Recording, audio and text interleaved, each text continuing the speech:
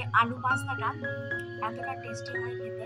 এরকম ভাবে যদি আপনারা বাড়িতে বানিয়ে খান তাহলে রেস্টুরেন্টে বা রাস্তার ধারে যেসব পাস্তা বিক্রি করে সেগুলো আর খেতে ইচ্ছা হবে। এতটাই ভালো খেতে হয়, আমার তো এটা খুবই পছন্দ, খেতে জাস্ট ওয়াও হয়েছে। আহা, দারুণ দারুণ। তো চলুন দেখে নিন কিভাবে রেসিপিটা আমি বানালাম। আপনারা পাস্তা অনেকেই অনেক রকম ভাবে বানিয়ে দেখেছেন, কিন্তু আলু দিয়ে বিভিন্ন সবজি দিয়ে এভাবে বানিয়ে দেখবেন, অসাধারণ হয় খেতে। আমি কিন্তু একটুও বাড়িয়ে বলছি না। Hi guys, welcome back to my YouTube channel রাখির রান্নাঘর। আমি রাখি, তো আবার নিয়ে চলে এলাম আপনাদের জন্য নতুন একটা ভিডিও। নানা ধরনের রেসিপি দেখার জন্য চ্যানেলটা অবশ্যই সাবস্ক্রাইব করবেন, আর ভিডিওটা ভালো লেগে থাকলে লাইক কমেন্ট শেয়ার করবেন। তো চলুন রেসিপিটা দেখতে থাকুন।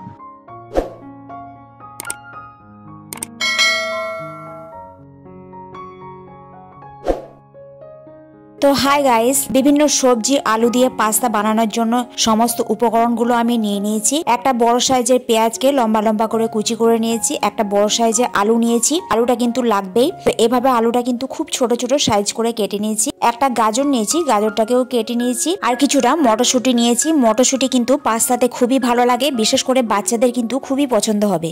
আর একটা মোটা সাইজের লঙ্কা নিয়েছি, লঙ্কাটা যেহেতু খুবই ঝাল তাই একটা লঙ্কাই আমি নিয়েছি। আর এদিকে একটা সসপ্যান বসিয়ে দিয়েছি জল গরম হতে, জলটা ভালোভাবে গরম হতে থাক। আর এদিকে আমি দিয়ে দিচ্ছি জলের মধ্যে 1 চামচ মতো নুন, পাস্তাটাকে ভালোভাবে সেদ্ধ করার জন্য। আর সাদা তেল দিয়ে দিচ্ছি 1 চামচ মতো। একটু সাদা তেল দিলে পাস্তাটা কিন্তু খুবই ঝরঝরে থাকবে। আর নুন আর তেলটাকে বেশ ভালো করে মিশিয়ে নিচ্ছি। এখানে আমি পরিমাণ মতো পাস্তা নিয়ে নিচ্ছি, 1 কাপ মতো। পাস্তাটাকে আমি দিয়ে দিলাম সেদ্ধ করার জন্য। তো পাস্তাটা মোটামুটি 5 থেকে 10 মিনিট মতো হাই ফ্লেমে একটু ফুটিয়ে নিলে পাস্তা কিন্তু ভালোভাবে সেদ্ধ হয়ে যাবে। বেশি সেদ্ধ হলে কিন্তু একদম নরম হয়ে যাবে, খুব নরমও করা যাবে না, আবার খুব শক্তও করা যাবে না। দেখুন এরকম ভাবে আমি সেদ্ধ করে নিয়েছি। তো পাস্তাটা সেদ্ধ করার পর একটা ছাঁকনিতে দিয়েছি, আর জল দিয়ে দুবার ভালো করে ধুয়েও নিয়েছি। এদিকে পাস্তার জলটা ঝরতে থাক। পাস্তা বানানোর জন্য উনুনে কড়াই বসিয়ে দিয়েছি, কড়াই বেশ ভালোভাবে গরম করে নিয়েছি। কড়াই ভালোভাবে গরম হয়ে যাওয়ার পর এখানে আমি দিচ্ছি সাদা তেল। তো আমি খুব কম তেলেই রান্না করি, যে কোনো রান্না কিন্তু খুব কম তেলে করি, তাই 2 চামচ মতো দিচ্ছি সাদা তেল। সাদা তেলটা ভালোভাবে গরম করে নেওয়ার পর কিছুটা আদা গ্রেট করে রেখেছিলাম, সেই আদাটা দিয়ে কিছুক্ষণ ধরে এটা নাড়িয়ে নিলাম। আদাটা কিছুক্ষণ ভাজার পর কুচিয়ে রাখা আলুগুলো দিয়ে দিচ্ছি। আর আলুগুলো কিন্তু একটু লাল লাল করে ভাজবো। পরিমাণ মতো নুন দিয়ে দিচ্ছি, নুনটা দিয়ে ভালো করে মিশিয়ে নিচ্ছি। এবার আলুগুলো কিন্তু খুব লাল লাল করে ভেজে নেবো। গ্যাসের ফ্লেম একদম মিডিয়ামে রেখে একই সাথে দিয়ে দিচ্ছি লম্বা লম্বা করে কেটে রাখা গাজরগুলো। আলু আর গাজর একসাথে বেশ লাল লাল করে ভেজে নেবো। ঢাকা দিয়ে দিচ্ছি, তাহলে খুব তাড়াতাড়ি ভাজা হয়ে যাবে। ঢাকা দিয়ে একদম লো ফ্লেমে করে দিয়েছি। মোটামুটি 5 মিনিট ঢাকা রাখার পর এই যে দেখুন আলু আর গাজরগুলো বেশ ভালোভাবে ভাজা হয়ে গিয়েছে। আবারও আমি উল্টে পাল্টে দিচ্ছি। এর মধ্যে 5 থেকে একটা আলু নিয়ে চেক করে দেখলাম আলুটা সেদ্ধ হয়েছে কিনা। এবার আলুটা একটু সেদ্ধ হয়ে গিয়েছে, মটরশুঁটিগুলো দিয়ে দিচ্ছি। আর এর সাথে পেঁয়াজগুলো কুচিয়ে রেখেছিলাম, পেঁয়াজগুলো দিয়েও ভেজে নিচ্ছি। আর লঙ্কাটাও দিয়ে দিচ্ছি। আলুর সাথে ভালোভাবে এগুলো মিশিয়ে নিচ্ছি একবার। এগুলো কিন্তু খুব বেশি ভাজার দরকার নেই, মোটামুটি 5 মিনিট নাড়িয়ে নিলে কিন্তু হবে। আর আলুগুলো পুরোপুরি ভাবে সেদ্ধ হয়ে যাবে। এবার এর মধ্যে দিয়ে দিচ্ছি মশলা।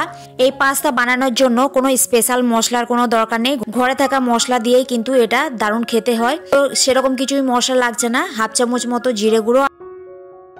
তো মশলাটা দিয়ে কিছুক্ষণ নাড়িয়ে নেওয়ার পর জল ঝরিয়ে রাখা পাস্তাটা দিয়ে দিলাম। জল ঝরিয়ে রাখা পাস্তাটা দিয়ে ভালো করে মিশিয়ে নিচ্ছি সমস্ত কিছুর সঙ্গে। আর এই আলু পাস্তাটা বাচ্চাদের টিফিনেও দিতে পারেন, বাচ্চাদের কিন্তু খুবই পছন্দ হবে। সেরকম কিন্তু কিছুই মশলাপাতি লাগে না, অথচ এটা খেতে কিন্তু খুবই টেস্টি হয়। দেওয়া হয়নি তাই স্বাদ অনুযায়ী একটু নুন দিয়ে দিলাম। নুন দিয়ে আবারও আমি ভালো করে মিশিয়ে নিচ্ছি।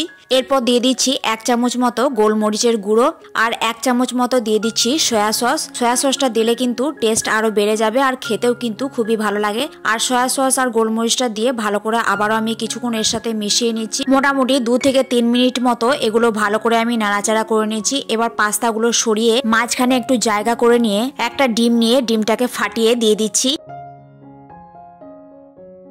আর সামান্য একটু নুন ছড়িয়ে দিচ্ছি। ডিমটাকে একটু ভুজিয়া বানিয়ে সমস্ত কিছুর সাথে মিশিয়ে নেব। ডিমটা আপনারা অবশ্যই দেবেন, ডিম দিলে কিন্তু পাস্তাটা খেতে আরো ভালো লাগে।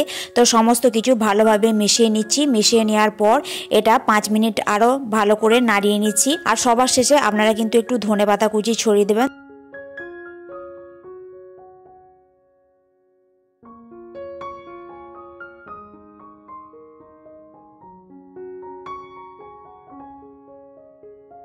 তো আমার একদম রেডি হয়ে গিয়েছে আলুর সবজি দিয়ে পাস্তা। তো এটা একটা প্লেটের মধ্যে সার্ভ করে নিচ্ছি।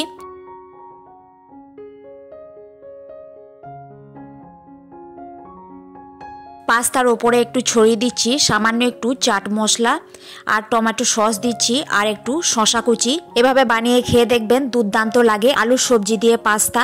তো রেসিপিটা কেমন লাগলো অবশ্যই কমেন্ট করে জানাবেন। চ্যানেলে নতুন হলে চ্যানেলটা অবশ্যই সাবস্ক্রাইব করবেন। আবার আসছি নতুন কোনো এক রেসিপি নিয়ে। আজকের জন্য টাটা।